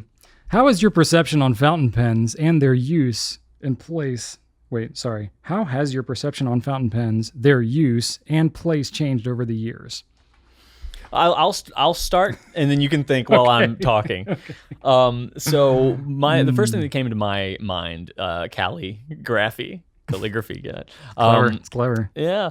The first thing that came to my mind was I've become a lot more accepting of different writing experiences with pens. So I've had to troubleshoot a lot of pens in my 10 years here, and I've had to get used to, well, I haven't had to get used to, but honestly, it has allowed me to get used to writing with a wide variety of nibs, some that are very imperfect. Honestly, I can pick up just about any pen, and as long as it's not straight up defective, if it's like got some quirks to it, I don't care. I can, adjust my hand positioning fine. That doesn't bother me at all. If it hard starts, if it's a little dry, like, all right, whatever, I'll deal with it. So I've become way less picky about that sort of thing just because I've needed to adapt a lot to, getting certain things to work. The downside to that is that when I am in a position of, customer service, I need to be picky. I need to kind of switch gears a little bit into the, put myself in the customer's position. Like, okay, this needs to perform at a certain level. Okay. Don't just be cool, Drew, like just, okay, yeah, well, I ordered this without mayonnaise, but that's fine. I hate mayonnaise, but I'll eat it. Like, no, this is for a customer. You need to, so that's been an interesting challenge. And apart from that, in speaking with customers for years and years and years, I've come to realize that something I didn't realize, obviously, when I started this journey, was just how much pens and the pen community can mean to an individual. And, everybody has a different allotment that the fountain pen hobby or one singular pen makes up in their life. For some of us, it's like a solid 15%. For some, it's a 1. For some, it's 80%.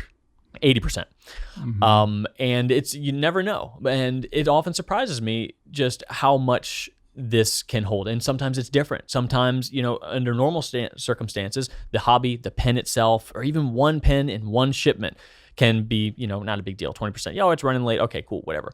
But then due to life circumstances, sometimes it becomes a much, larger portion of what's going on in that person's life and how much that means to them.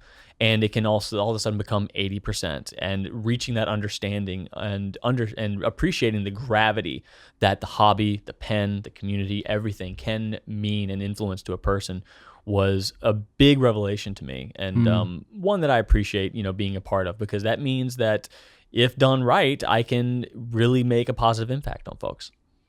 That's very well said.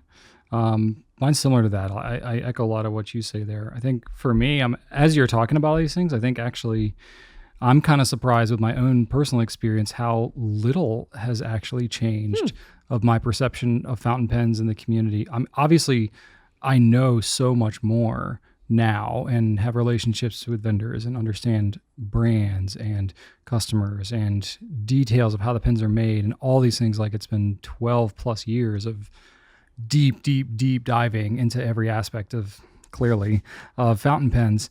But so much of that, it really just like adds like color and shading to the initial image of what I perceived like the fountain pens and the pen community to be. Yeah. I guess if that's how I describe it. So like I had, kind of a rough image, and it's not like, oh my gosh, there's this whole other like thing of fountain pens that I wasn't even aware of. It's just like it's added more depth and color and vibrancy to the image that I originally had when I first got into the hobby now. So it's like, it's just a much richer experience for me. I appreciate so much more just understanding the manufacturers and what they have to go through to be able to produce these products. For sure. So many of them are either family-based companies, or even if they're a larger corporation like Pilot, for example, the fountain pens, they could stop making fountain pens tomorrow and the company would just keep on ticking just fine. It's a small portion. It's like the heart and soul of what that company started out doing over 100 years ago. So they just absolutely love it. And so I think there's like a heart and soul to the manufacturing side that's deeper than I knew or appreciated, but it totally makes sense to me, and it's congruent with the passion for that pretty most fountain pen retailers have, that most distributors have, that most customers have. Like, there's really this underlying enthusiasm and passion for the products themselves, but the community as a whole. And it's just like almost like nothing else I've ever seen. But like, I literally saw that in 2009 when I like went to the DC show, and it wasn't even anything specifically about that show, but just from what I'd researched online, what I knew, and I saw, I just like kind of felt it. Yeah. And it was just like, this is it. Like there's something here and I need to figure out what this is. And basically for the last 12 plus years, I've been figuring out what it is. And it's just like I've been defining more what it is, that feeling I had 12 years ago. You're right. Which has been pretty amazing. Yeah, and it's a weird thing to be have such clarity about something without really being able to explain it, but that's 100% how it's been. So that's been really cool. And so then for me, I guess like the perception of fountain pens, even just thinking about like obviously social media, like there's a lot that's changing in the world about, handwriting and all communication, all these types of things. So when I look at it at that level, it's like, okay, there's a lot we could get into on that. But at the same time, when I really take a step back, it's all kind of the same. Like people use it because they love it. I think I agree with what you said, Drew, like the number of people that are actually using their pens for like things that are so much deeper and more meaningful than what I could have possibly realized. Yeah. I've literally met people and they said, my fiance was deeply depressed, had attempted suicide 3 times, and I did not know if I was going to, have him in my life anymore. And I discovered your videos. We got into writing. He was able to journal through all his stuff. And now he's like coming back, and like fountain pens have like saved his life and saved our marriage. And I'm just like, oh my gosh. Yeah. Like I've heard many stories like that, yeah, that are that deep. And I'm just like, we're just like being goofy and talking pens and stuff, but it's like so many of people's lives having like that kind of impact over the years, and hearing those stories, you're just like, oh boy, this is like really important to a lot of people, and I like take that very, very seriously. So and I'm like in 2020, really honored by that. In 2020, the customer care team here saw that more than ever, because Yeah. you have certain elements removed from your life without your permission. Say a global pandemic takes away a good portion of, at least temporarily, perhaps, of the things that you find joy in your life. And then, but you still got the pens, and that becomes a greater percentage, So, as a retailer, as somebody who is dedicated, to serving that, you need to understand the gravity of that. It helps you not only serve better, but to take it seriously and to appreciate, your role within the industry, and to not take, that role for granted. There you go. Very cool. Nice lighthearted question there. Yeah, thank you. We can go through the last couple pretty quickly. I Okay. think. Lace Floral on Instagram asks, best ways for getting ink out of caps? Clean it. Yes. That'd be my answer. Lots of water, lots of pressure. I like to stick a blunt tip syringe that we sell down in it, and if it's got an inner, flush it out. Yeah, and if it's got an inner cap, I kind of like just like point it toward the edge of the inner cap, like right between the wall of the cap and the inner cap, and I can usually flush it out. Sometimes you can get the inner cap out. There's lots of different ways to do that depending on which inner cap it is. Yeah, I was gonna say most inner caps are just friction fit. Most, it's particularly if you're talking about like a demonstrator pen where you can see through the cap material. And it's like, even if you get water and even if you flush out the ink, you see like the water, like, kind of like in between the inner cap and the cap part. And you're just like, this needs to not be there. So if you take on most pens, if you take like just a number 2 pencil or something about that shape and like wrap a rubber band around the end to give it a little bit of grip, you can kind of like shove it in there. You can usually give it some pressure and pull that insert out. That's often all that it takes. Yeah. The Pilot Prayer is a little bit different. It needs a screwdriver. I think that's the only one I've ever needed like an actual tool to get it out. But the pencil trick works on most pens. Yeah. Twisby's, Pilot Custom 74. Those for sure. Lots of water. And if you do have an issue like that where you've got water in there, just let it air dry. It'll evaporate eventually. Oftentimes what I just use a wet Q-tip, and then I just Q-tip out the cap. I don't like flush the whole thing with water, especially if it's got the inner cap thing and it's not like, if ink's not behind the inner cap, I'll just take like not a sopping wet, but a sort of wet Q-tip, and I'll go in there and get that a couple times. That's often all I need. Cool. All right. Tom Buplo? I just called him Tom earlier. This is the second Tom question. Oh, Buplo. B-E-A-U-P-L-O. Buplo. What is your favorite pen accessory? For me, undoubtedly, it's the bulb syringe. That thing is, if I had to have no other accessory than the bulb syringe, that thing is a lifesaver. So still the best accessory. I mean, it is objectively the best. Might not be the prettiest or the most fun, but if you got to have one accessory, it's. Well, I think it's fun. I think it's a lot of fun. It can be fun. It's definitely fun. Yeah. Especially when you like put it on the bulb syringe, you're like sort of half paying attention and you're like not holding the grip of the pen and you like go shooting the grip off with the pressure of the bulb syringe. And destroy your nib. I've done that a number of times. I've never actually damaged the nib doing that though. Funny enough. That terrifies but me. for sure the risk is there. Yeah. Yeah, you shouldn't do that. So yeah, But I've done that. bulb syringe, the best. Bulb syringe. I like ink syringes too. And I've got a soft spot for sealing wax. I did some sealing wax videos like earliest Goulet videos. I did a whole bunch of them and like no one cared. I did a sealing almost wax. no one does sealing wax, but isn't it so I satisfying? did one last week and oh my God, I love it. It's fun. So It's really great. I don't know if you'd consider that like a fountain pen accessory. It's maybe in its own class, but it's something oddly satifying about Yeah. sealing Very wax. satisfying. There you go. That's it for that. And that's that. We get to move on to the Hypo-theti-CALLLL, Brian. All right. You ready for that? I guess. I don't right. know. I don't know what Drew's picked out, All right. but we'll see I what I've feel got. like I've asked you this one like years ago. So it might sound familiar. Okay. Hypothetical, Brian. If you could, we talked about the Matrix earlier, so we're gonna stick on that theme unintentionally. If you could stick that little thingamabob in the back of your head and upload an expert level skill to your brain, what would it be? Now your body is not going to change. Technically, this would be a download, not an upload. But anyway, go ahead. Uploading would be if I That's true. put it from my brain into the Matrix. Well, it depends on whether or not you consider your head the brain. I don't know that I have expert level. I mean, if anything you're to upload, you but- might be the computer in this case, something's being uploaded into your brain. Anyway, Okay. upload I always one, have to hassle Drew on these hypotheticals. download one expert level skill into your brain. Your body does not change, but it's as if you've gone through the mental training. So like instinct and reaction time will be improved.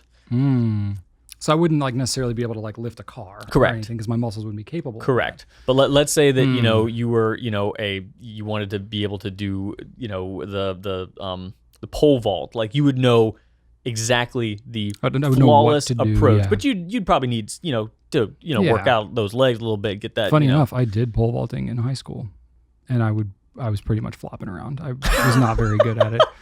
I could only do it for one season because I outgrew the weight of the pole, and they didn't want to buy a heavier pole for me. I think we just found the name of the episode. Pretty much just flopping around. Pretty much just flopping around. Yeah. Sorry.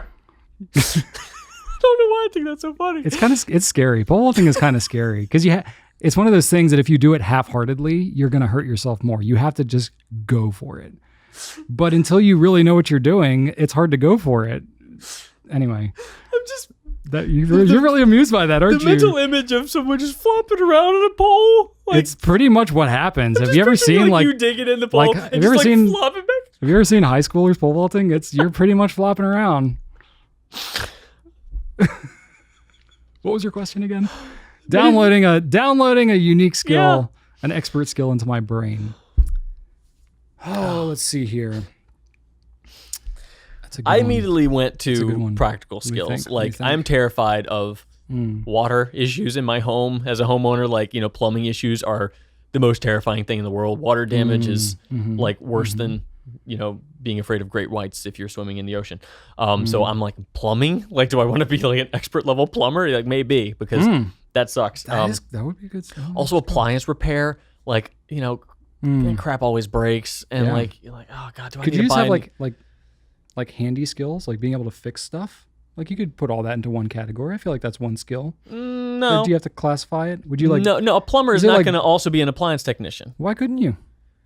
Plumbers, there's appliances with If plumbing. those were download discs, those would be on separate files, Brian. Okay, this is where we have to clarify the hypothetical here. Yes, I'm clarifying Because for you. I'm thinking like you go to Home Depot, just like download the ability to use any of the stuff in that store. You're talking like buy like department within the Yes. store. Okay. Yes. I wanted to go a little broader, but okay. I'm sure you did. So like hypothetically, one of the things that's running through my mind is I took like 5 years of foreign, like 5-6 years of foreign languages. Can't remember a word of it. It's just, my brain doesn't work like that. Would I be able to say like, no, like be able to speak foreign languages? Nope. Or would you make me stick to one language? Stick to one. They're going to be on different discs or whatever, So files. you're only going to let me download like one file. Yeah. Gosh.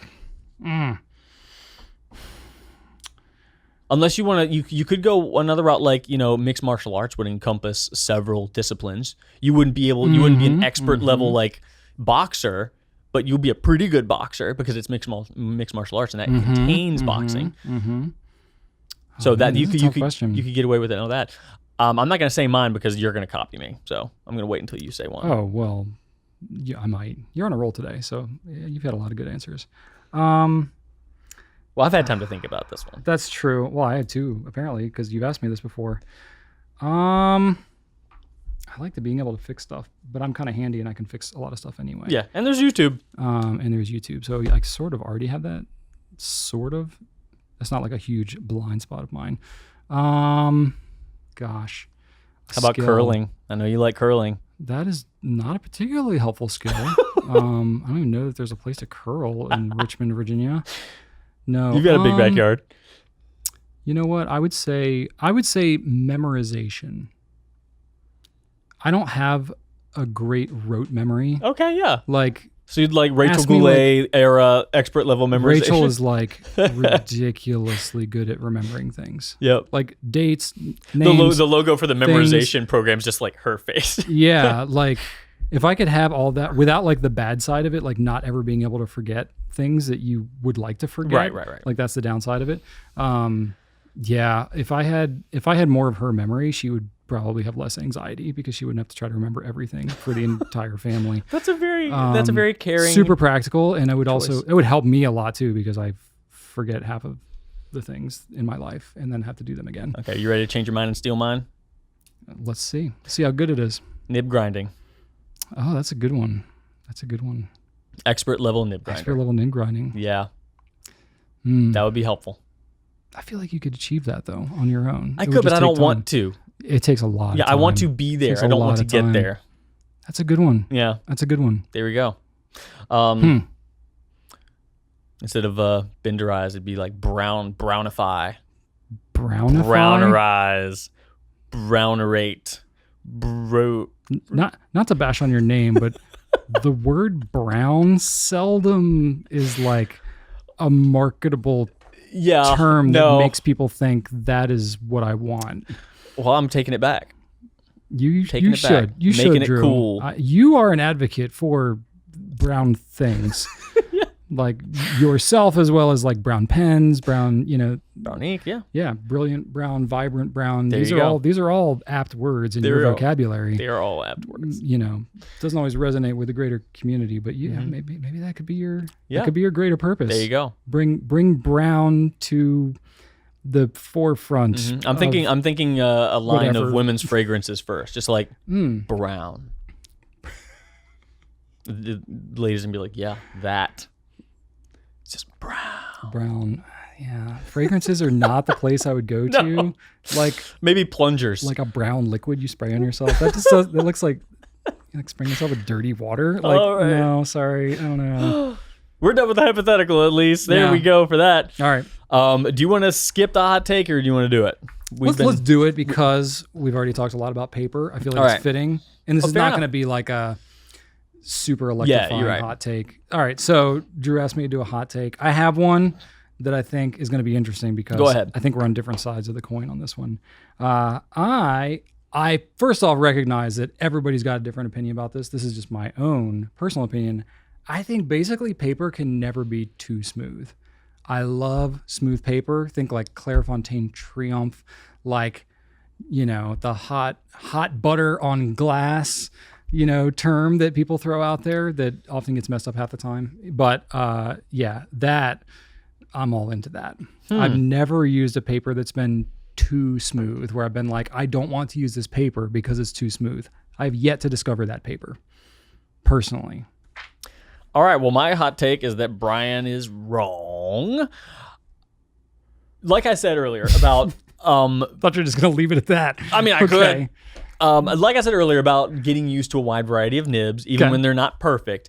If you've got a nib that might have a bit of baby's bottom on it, that maybe just slightly over polished, you do not want something super slick. Fair enough. It's going to be skippy. Fair enough. But you take that thing on some, I don't know, Leuchtturm or Lamy, something that's not like super slick. Maybe it bleeds a little bit, but it does grip the nib a little bit more, Yeah, you're going to yeah, have a yeah. much better time. Yeah. So that middle of the road paper for me is the ideal sort of paper because it accepts a wider variety of nibs. Because I don't care if you get a Visconti over here, you get a Platinum, you get a Pilot, they're all going to do better on different types of paper. So Okay. if you go super slick, then yes, your nib will be singing if it Okay. is tuned and ground to perfection. But let's be honest, not all nibs are tuned and ground to perfection.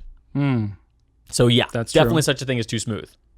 I see. Maybe you're just using subpar pens, and I'm using proper pens.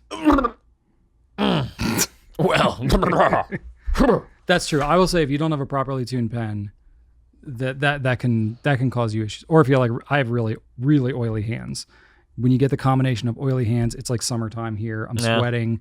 I'm getting oily stuff on the page, and I have a wet pen. With the baby's bottom type situation, you can get a little bit of skipping. yeah. Some people get really bent out of shape of that. I don't. I'm just like, oh, okay, it's a little thing. I go That's back true. and kind of fill it in. It doesn't bother me as much. I enjoy the overall pleasure of the writing on a super, super smooth paper. Oh yeah, Enough to make up for pretty much anything else that I would run into. fair enough. So I can accept that. circling back to earlier, I would say that you prefer simply an internally sized Oh god. wood pulp fiber, and I prefer the internal and external sizing on the paper, perhaps. Yeah, I'm sure there's a paper out there that's ideal for me. What is your ideal paper? Like Rhodia, is that too smooth for you?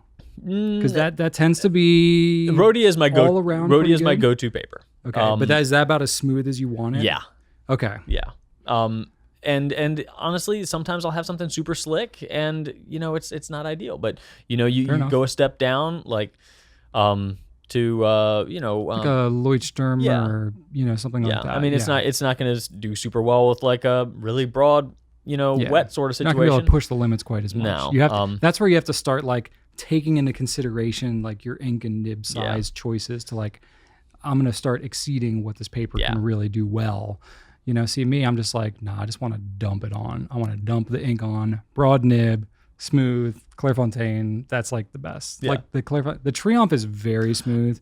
It that I can understand. Yeah. Not everybody be into, but the Clairefontaine 90 gram paper to me is Yeah. the best. Now I love And Triumph for Rhodia to me is just a little I could do a little smoother than the Rhodia, but Yeah.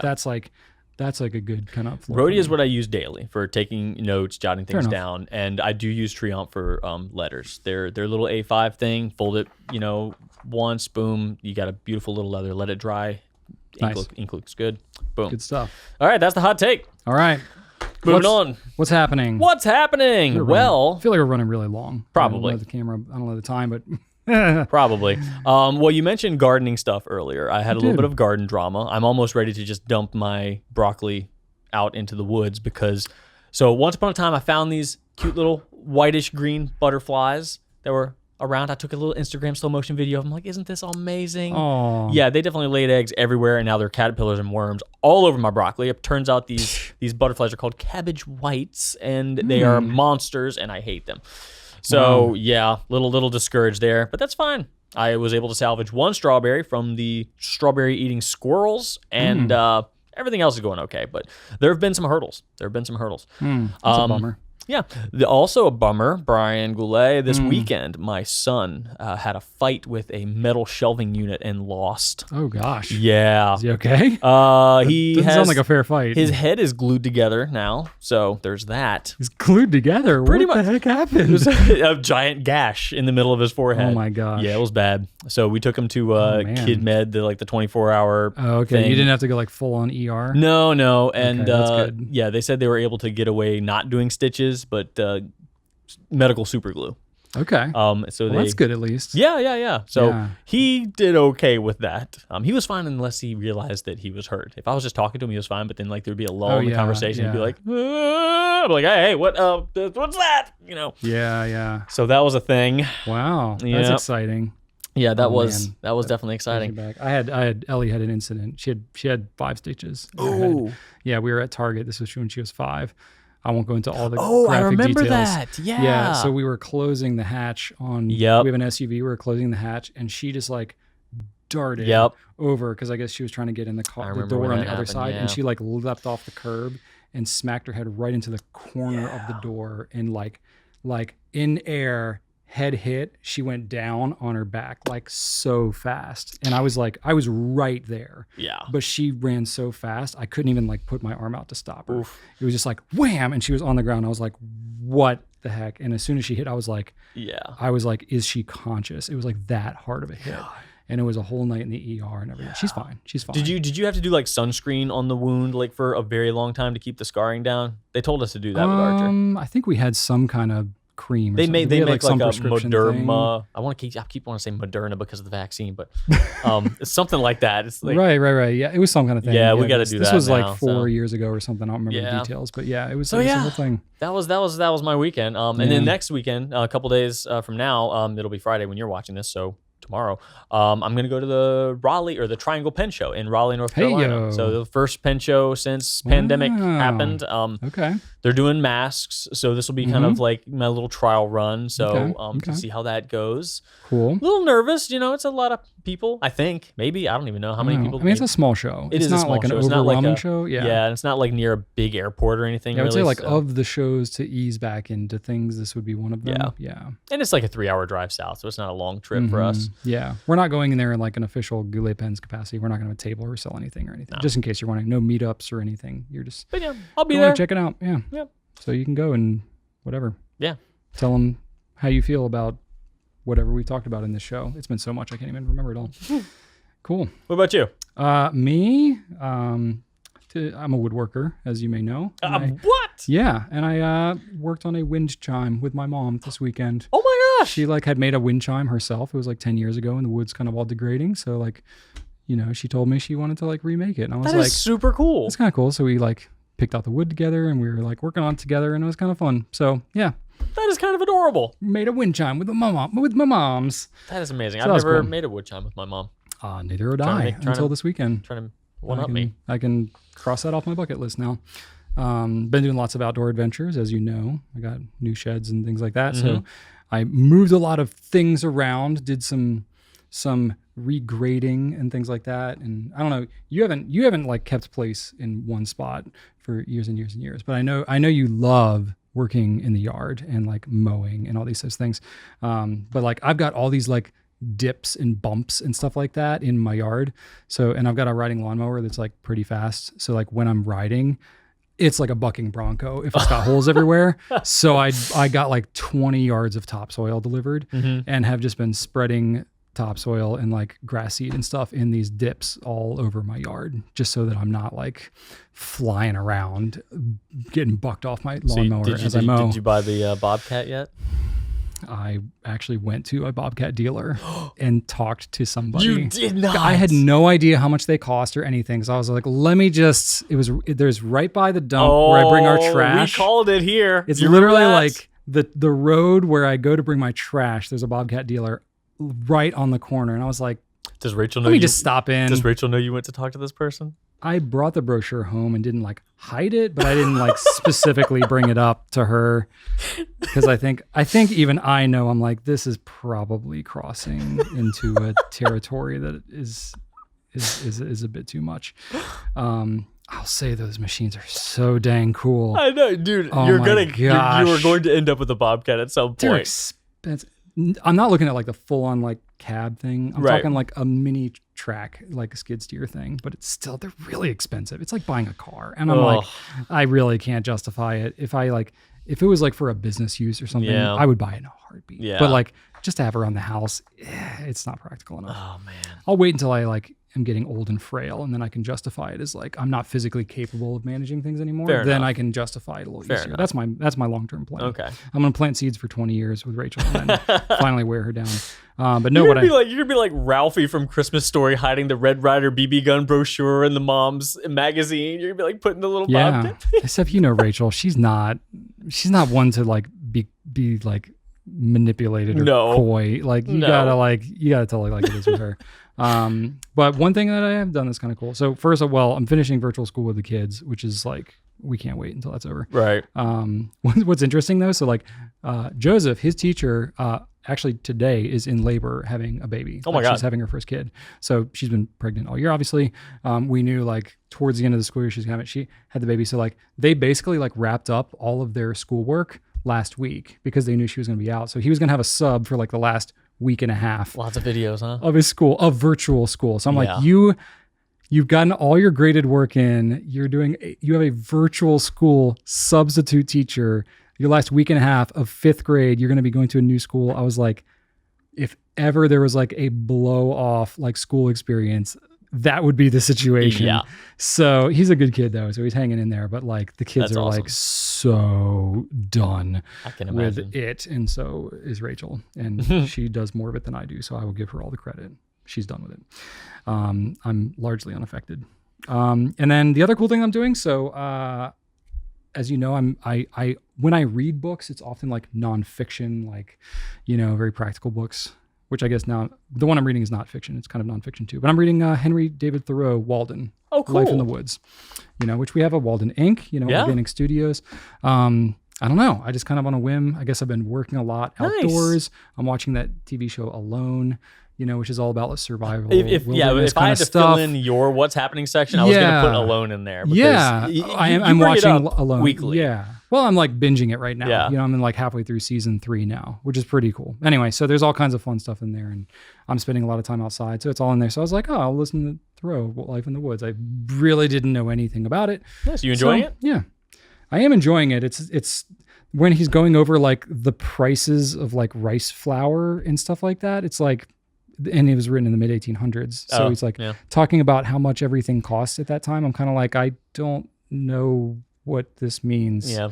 No frame of that reference. I get a little bit lost. Yeah. But, it's very interesting. Cool. I'm maybe a third through it, so we're going to see how it goes through the rest of it. But yeah, it's very like, it's very much a dichotomy from like where everything else is in the world right now. Cause it's about like essentially like minimalism. That's probably refreshing. Self-reliance, that kind of thing. It is, but I'm also like, when you like your day job is like social media, you're like running a business. I have young kids, and like, there's just a lot of activity going on. And then I'm like watching a TV show where people are literally like, today I caught a fish. And like, that's literally the activity of the day. And then I'm reading A Life in the Woods. It's kind of like, this is a very, very different lifestyle than I am living right now. It is. Is that a good thing or a bad thing? So I'm just like contemplating what all that means. But generally, I'm pretty happy with my life. So I'm not like, let me sell everything and go live in the woods. I'm like, no, that's not so much what I'm looking to do right now. You can experience it through the works of others. That's cool. That's why this media different exists. perspective on things, which I appreciate. That's what books can be good for, right? Yes, absolutely. Meanwhile, I'm listening to the 4th Witcher novel so that I can, experience what it's like to be a monster hunter in some sort of mythical medieval land. So, I don't have to do that. That's also a different perspective on life. Yes. Yeah. I'm very, worldly. That is also cool. Yes. I could equally get into that. That does sound actually pretty interesting. Very cool. Do you want to do company updates? Or you want to skip that for next week? We can do this super quick. Company updates. We've already talked about this in the personal message in the newsletter. So for those of you that aren't newsletter subscribers, if you live in the European Union, we now have a $200 minimum order to be able to ship to the EU. Long story short, much like the UK, the EU has put these regulations in place that make it to where you have to collect, duties and all this kind of stuff. They've put out these regulations, but have not put great infrastructure in place to actually be able to comply. And it's literally like they've dictated it to the world. And so like small businesses all over the place are like, how in the world are we supposed to do this? We've tried to register, like it doesn't go through. We can't get a hold of anybody to like actually work it out. And so it's like, we just don't like have the logistical means to actually comply. So the only option that we've had is to require a $200 minimum order so that we can continue to ship. So it kind of stinks. I don't want to get all complainy about it, but we've really tried. It's not like we've just been like, screw it, but like, that's just where we're at right now. So until we can kind of like work through that and figure out the technology, that's where we're at with both the UK and the EU. Yeah. And then also fun stuff, Florida, one of the last states to pass their online sales tax has actually passed it, and it's gone through now, and it's it's in place. So now if you live in Florida, you have to pay sales tax if you buy from us and many other retailers. So that's kind of a bummer. It was I think it's 45 states now that we have to have sales tax in. So it's almost everybody, but that's what we've been working on. Yay! Woo-hoo! We'll have more exciting Compnay updates for you next week, though. Yep. Or next time we do this. Yep. Hopefully. Cool. Drew, what's on your desk this week? Well, one thing I wanted to... I just see boogie board in the notes. What the heck does... You've seen this thing before. That? I thought you meant like a surfboard, like boogie board. I wanted to share this. I bought this, like 3 years ago, something like that. A while ago, yeah. It's a pretty common ADD struggle to walk somewhere and not have any idea why you walked there. So sometimes I would leave my office with an objective and then just stand there because I noticed something and then my slate was wiped clean, and then I would just walk back in my office feeling like a total mess of a failure. I've personally witnessed on many occasions you step out of your office, and even if you just like look over and happen to see me, I can tell that like you forgot what just happened, and you'll like stand there for a second, kind of look around. I'm like, is everything okay? And you're like, yes. And then you like walk back into your office. I'm like, okay, Drew. But that's what we're talking about. This is a little the boogie board brand I think started as like a kid's toy or something like that, but it's a super practical way to take notes and then quickly erase them. Obviously, I could use paper and throw away a lot of sticky notes, but you basically just you write on it, whatever, usually notes, and then you just hit this little button and it goes away. So I use this to just remind myself either during meetings, like, oh, mention this, so I don't have to interrupt and I don't forget what I wanted to mention. So I'll jot it down so I can make sure to bring it up, or I'll just write down like go pick up this pen from the back. I'll like when I need to locate something in the warehouse and I don't know exactly where it is, I'll write down the location, like the aisle number and stuff like that on here. Yeah. It's super helpful for that because again, if I talk to anybody, if I see anything, it's boom, gone.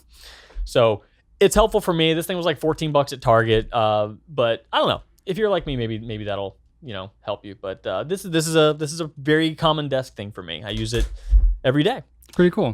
And then HMJ on YouTube, last time I talked about my rickshaw bag, suggested that I negate the jingle jangle of my zippers by adding zipper pulls to it. So I ordered these from the rickshaw website. It matches the teal on the interior, and it's got a little jingle, but a little jingle. I remember before it was like way jingly. Yes. Yeah. So I am way more stealth. I will be able to sneak up on anybody now. So yeah, you won't see me coming or hear me coming. If you can remember what it was, who you were trying to sneak up on. I got the boogie board.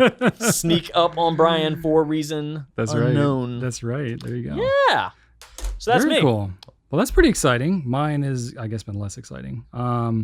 Did a little nib nook. We're looking into Tibaldi, and so I've been playing with some of those. They're Yovo nibs, so I expected them to be good. But Tibaldi's not Yovo.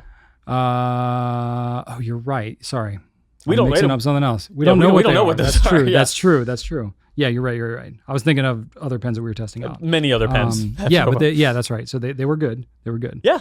Very pleased with them. So that was kind of cool. It's always nice to get to like actually like intentionally, use something with purpose like that for the nib nook. And then. On the flip side, the other pen that I've been playing with a little bit is the Pilot Varsity, just the good old throwback Varsity. Really? Why? I've had like a lot of doctor's appointments and stuff like that, and I don't want to like bring a really nice pen and that kind of stuff because I like, don't want to forget it, leave it, whatever. It's really hot. I don't want to leave like a really nice pen in the hot car, that kind of thing. So I've just been like, what pen can I just like carry around and not really care about? Varsity. That's cool. So like I haven't been using it regularly, and I'm carrying it around now. I'm like, this is a half decent pen. Yeah. Like the writing experience is not bad. So anyway, rediscovering my love for the Pilot Varsity. That's actually really awesome. Yeah. And if you do leave it somewhere, perhaps someone will find it and be Somebody else will find it and be what like, is this? Fountain fancy. pens. This is cool. Let me go buy a Namiki Chinkin. That could happen. That's theoretically. That's the natural progression. Varsity Chinkin. There you go. Yeah. That's also after trying to get my mother-in-law into fountain pens with various ways. The Varsity is the one that she's like settled on as the pen for her because it writes well enough. It's low maintenance. It does what she needs it to do. There's different color options. Yeah, it's always there for you. So good pen. All right. I think we've gone on long enough today. What do you say, Drew? I definitely say. Okay, so we're going to do the outro here, wrap things up. I do have a random fun fact, though. Ooh. But before we do, just want to thank everybody for watching. Please leave us some feedback about how we're doing. Ask us questions so we can answer it on the show. Let us know how wrong we were about all the things that we were wrong about. Be sure to check out gouletpens.com for all of your fountain pen, ink, paper, and sealing wax and bulb syringe needs. and like and subscribe to YouTube, Instagram, all these fun places. You can email us, especially if you're on the audio side of things, at pencast@gouletpens.com, and we will check that every now and then to pull questions from it. And let us know what you think about all this random stuff that we talked about if you're still awake. Now, my random fun fact before we leave today, I didn't actually type it out, so I got to pull up my phone here. So Drew, I will maybe see if I can verify this with you because it is comic book related. Ooh. So the Comic Sans font came from an actual comic book. Most adults nowadays who know anything about graphic design steer away from using Comic Sans in formal documents. The font was designed by Vincent Conner, who drew direct inspiration from his favorite comic books, including Alan Moore and David Gibbons' celebrated Watchmen series. So There you can go. thank that for the Comic Sans font. Really? Apparently. I did not verify any of this. I just pulled it from one of those 175 random facts that sound fake but are real. Interesting. So it might actually be fake, but I don't know. I would trust it. It that's was on the internet, so it must be true. Comic Sans is usually such a bubbly, fun ink, and Watchmen is like the exact opposite of that in comic book I don't form. know. I thought you would find that interesting, I do being find the that comic book interesting. fan that you are. So maybe you Yes. can give us some feedback next time if that's actually correct. I do enjoy Watchmen. There you go. That's a good one. All You right, should well, write thank it you. write it down on your little pad there. Your little what was it this called? also I gets forgot the name of it. Boogie board. Boogie board. It also gets erased daily, so nothing can really last. Yeah. Well, that's all right. It's kind of like your brain. That's all we got for today, everybody. Thank you so much for watching, and we'll see you next time. Right on.